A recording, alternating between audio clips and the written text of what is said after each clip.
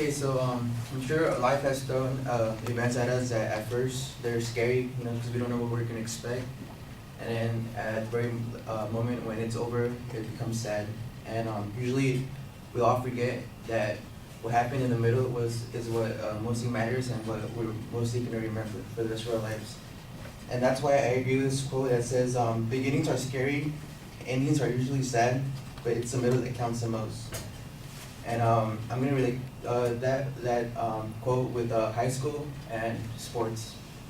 High school, I remember when I was going into freshman year, I was nervous, I was scared, I didn't know what was gonna happen. My sister, she always mess with me. She always said that the seniors were gonna pick on me, especially because I was gonna be in sports. They're always gonna be tough on me, so I didn't know what to expect and whatever I was thinking, I started overthinking, and it was just to me it was just I didn't want to go to high school. And but eventually I went and I was there for 4 years, and I remember our last day of school, the last time I hung out with my friends, it was sad, and we started reminiscing all the good moments that we had, all the bad moments, and then we started realizing that what happened between those 4 years were actually the moments that were nice, and instead of thinking of the beginning, how it was, and in the ending, we should always remember what happened in the middle and the good times that we had. And going on to my second topic, sports. I didn't really play sports until junior high. So when I started playing football and I started wrestling, I was really nervous because I knew that there was more guys out there that had more experience than me and knew what to do more than I did. So especially football, being that there's a lot of plays, being that there's a lot of technique and a lot of things that you have to do, I was nervous, and at first I was scared because I thought I was gonna fail, and I thought I wasn't gonna be good enough to be even able to start. But then practice came, and I worked hard, I had fun, I met new friends, met new people, I had close relationships with my coaches, and it was all just a great experience. And then I wrestled and I played football in high school, and obviously that's where the most competition is. There's people that are trying to get scholarships and all that, so that also brought up not scared but more pressure on me to be the best I can be and be better than anybody else so I can get the position that I wanted, especially with wrestling, because wrestling it's not really a team sport, it's yourself. So, and it's distributed by weight, so whatever weight class you want to wrestle in, you have to wrestle other people in that weight class to be varsity.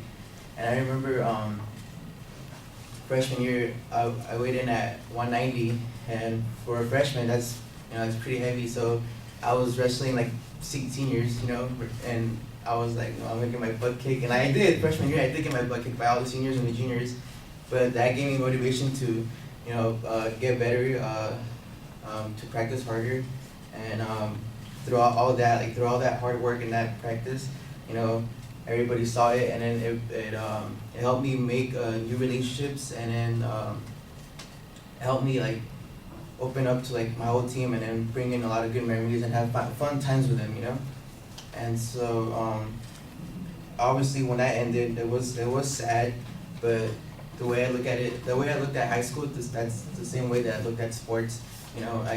Instead of being sad that it was over, I just remember and I'm grateful for all the good things that happened between those 4 years. And so beginnings can be scary and endings can be sad, but I feel if we focus on what happened in the middle and we appreciate those moments that we were able to spend with our friends or family or whoever it may be, I feel it won't be as sad.